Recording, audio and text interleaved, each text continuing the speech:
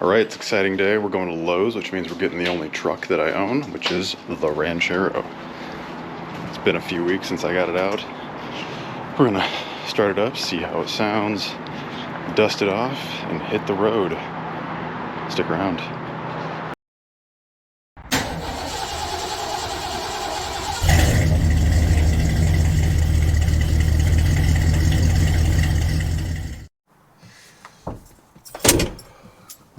Okay,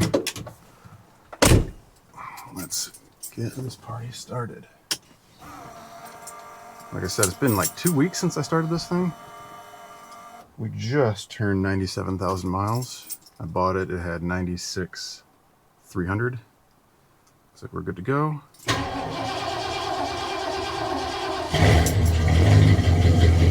Right.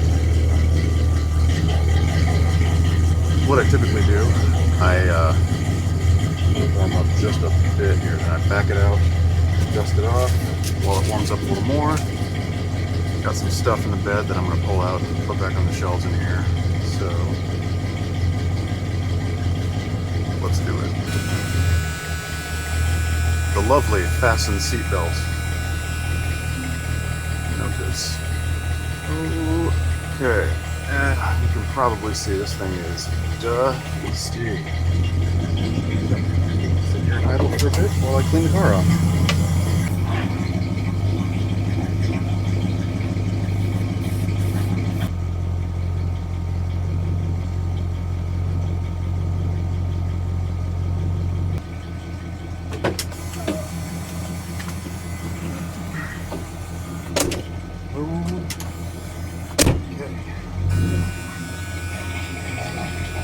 Seatbelt on when we get out of the driveway, so we're just gonna have to deal with the horrible noise.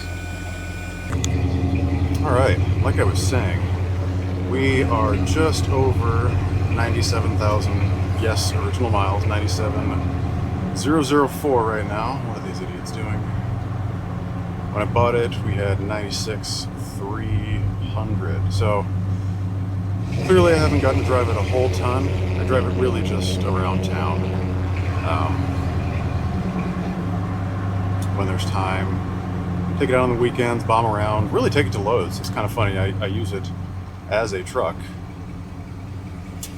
haul lumber. Today we're really only going to pick up a few pieces of trim, but it should work out just fine. So it has been about 1.5 years since I put the Sniper EFI on the car, and in that time I've driven the majority of those 700 miles. Has given me no problems at all. It starts up always, which is pretty amazing to me. Just given how old this car is, I have no reason to believe the engine has ever been rebuilt.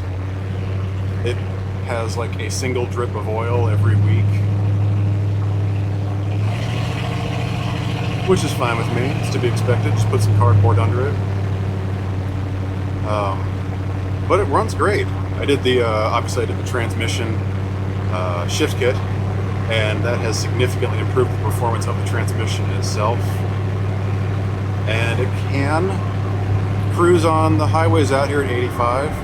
It's at a pretty decent RPM when we're doing that. It's probably like 4,000. This tack right here was not original. This setup did not have the options for the tack and the additional clock and stuff.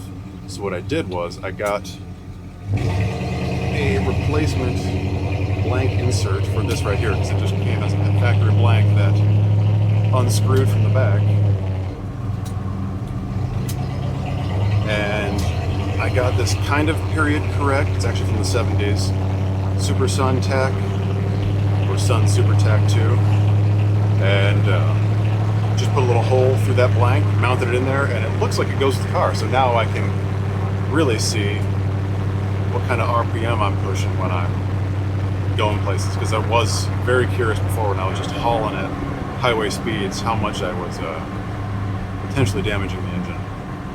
And I don't think I've ever really taken it over 4,000 RPM. It doesn't really need to. It's not a high performance car by any means. just lumbers around and sounds tough. And like I said, unfortunately, it only gets out probably every other week at most these days. We have the Jeep. We're gone a decent amount, and we only have the single lane driveway, so it's been a little bit of car shuffling when we do want to take out the Jeep or the Ranchero. And Jeep's a lot easier to maneuver. It's a lot quieter. It doesn't stink.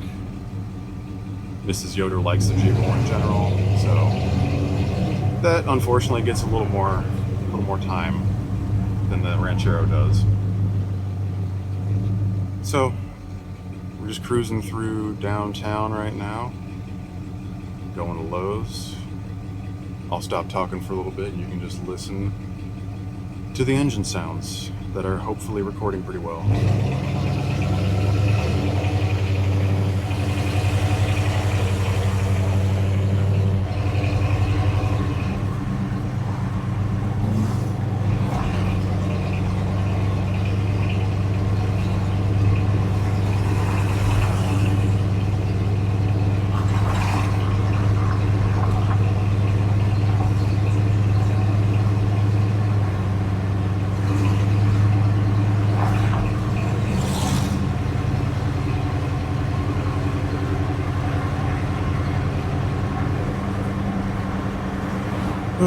Just a nice, lazy Sunday.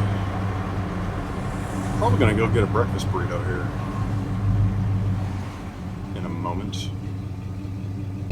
Looks like we're up to a reasonable temperature here. We're at 186. If I remember correctly, that is the actual thermostat temperature. When it's warm out and I'm sitting in traffic, this thing will fluctuate. The highest I've seen it is 194. Car seems fine still. But it's really nice just to be able to see all the stuff here on the computer screen. See how the car is performing.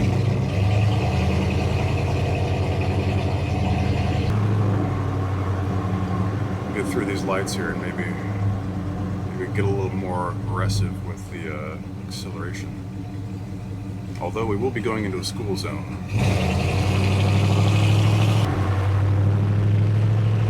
All the awesome selections of food in town, it amazes me how many people still go to McDonald's. We're gonna go get a burrito, and then we'll go to Lowe's.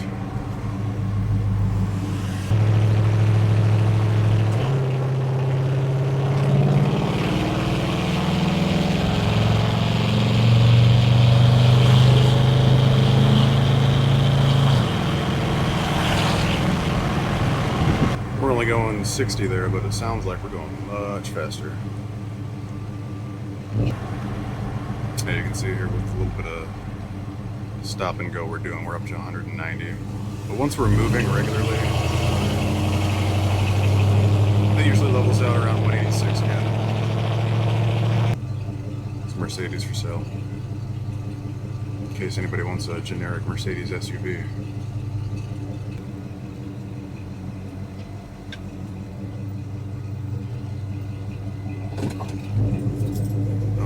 Okay. See you after we get some food. That was easily one of the best breakfast burritos from like a quick place that I've had in a while. Let's go on over to Lowe's now.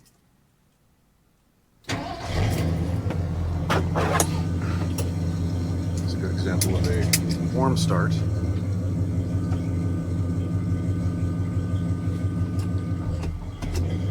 One of the very few things that sucks about this car is that it did not come from the factory with air conditioning. I think it's kind of unique, but it's just a big, hot oven then when this thing sits out in the sun. Got to keep the windows cracked all the time. All right, we got a green light. Let's see if we can get it.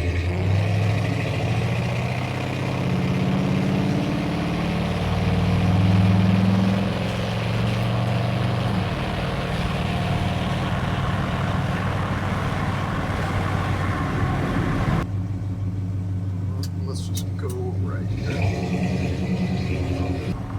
That was a huge burrito, and I am definitely more full than I would have liked to be. But it's really hard to put down a delicious breakfast burrito. I don't exactly know what I'm even getting at Lowe's today. Did a bunch of repairs on the house. Did some beams, some termite, and rot repair. I'm just looking for fascia boards I can hide all that stuff with. Parked right over here. Oh, a cool little BMW. M3 rims on it. Okay. That's it. We're at Lowe's.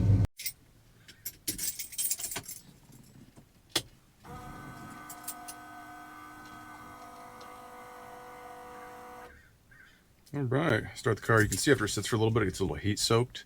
We're at 192 right now. But once I crank here, everything starts to flow and even out. 193, 192, 189. Wow, going down. 185. That's exciting.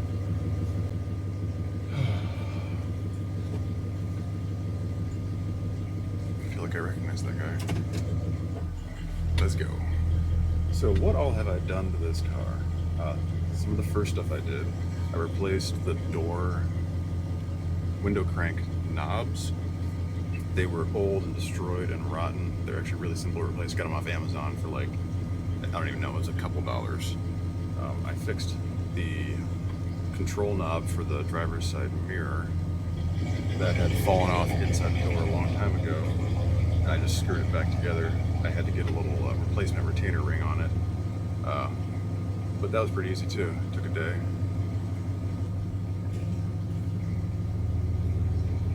Old guy was just standing there staring at the car. I replaced the radio. So this came from the factory, just an AM radio. AM radio, no air conditioning, and supposedly heavy-duty suspension, which I don't really fully understand what that meant. I have the old Ford parts book, and there's so many different springs and things, so it's hard to decipher, but it has a heavy-duty suspension on it. So I found what looks like the original AM radio, but I got an AM/FM. I believe it's out of an 81 Thunderbird, but it basically fit right in the original slot there. The knobs and everything lined up. It just has the 5 preset buttons. You can see it has the slider for stereo, which there is only one speaker in the middle of the dash. I haven't replaced that. The original speaker still is there. Doesn't sound great, but I don't really listen to the radio all that often either.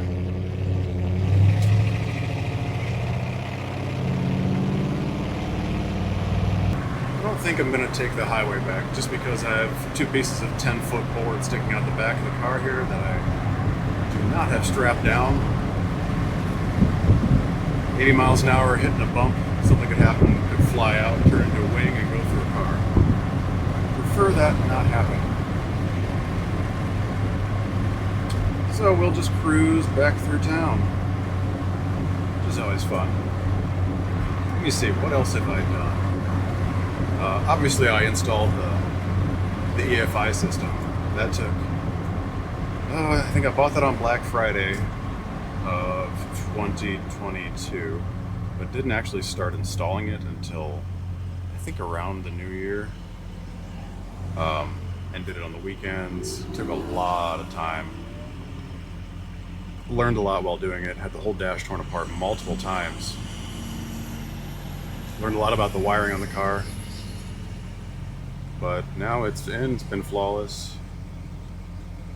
The way I have it mounted right now, I just have a piece of bent galvanized sheet metal that I have it slid over. It's not bolted to the car in any way because I didn't want to modify, put new holes anywhere. So I didn't drill any new holes in the firewall.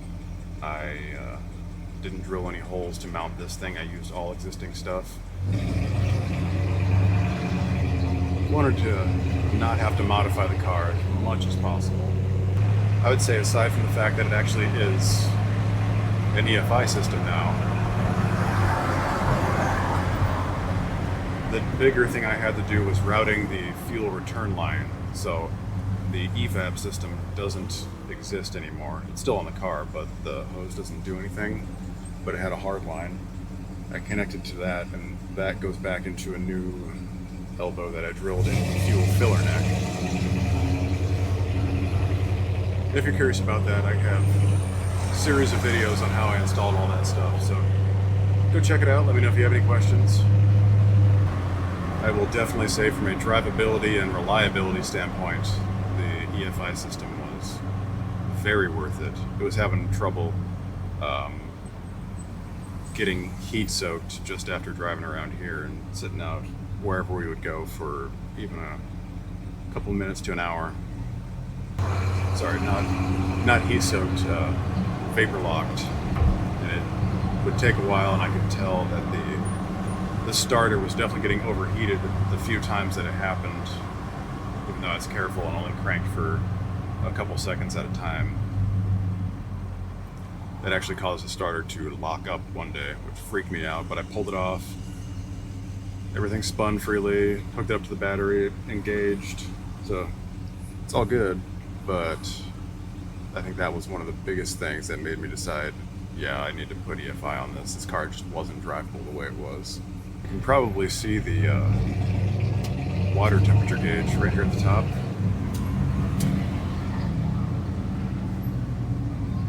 I'm not sure that truly worked before I put on the new sensor that goes with the EFI kit, because it was always kind of stuck at the spot where it is right now at the left side. They would fluctuate a little bit, but never really shared any usable information of any kind. So it's extremely helpful to have this now on the EFI screen.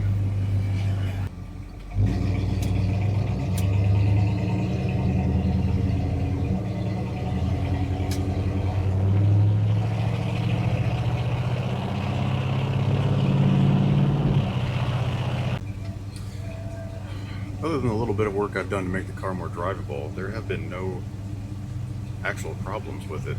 All the lights work, all the electronics work. I mean, it's a very basic car, so there's not a lot to go wrong anyway. But I've been very impressed with it overall. I think I mentioned in one of my earlier videos, the original owner, who I got it from, drove it every day to work up until mid to late 80s. And then it turned into kind of a show car for him. And it's had a pretty easy life since then. There's a man over here in a unicorn head. That's weird.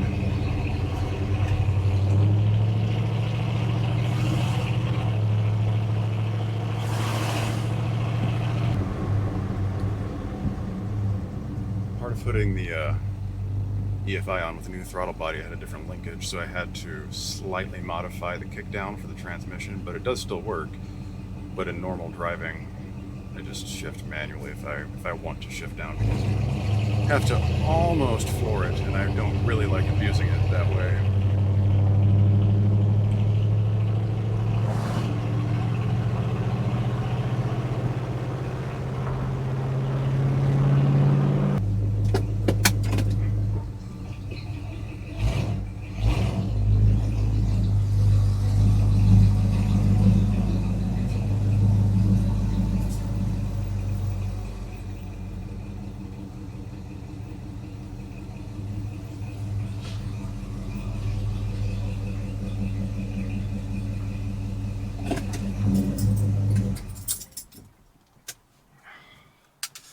And that's it.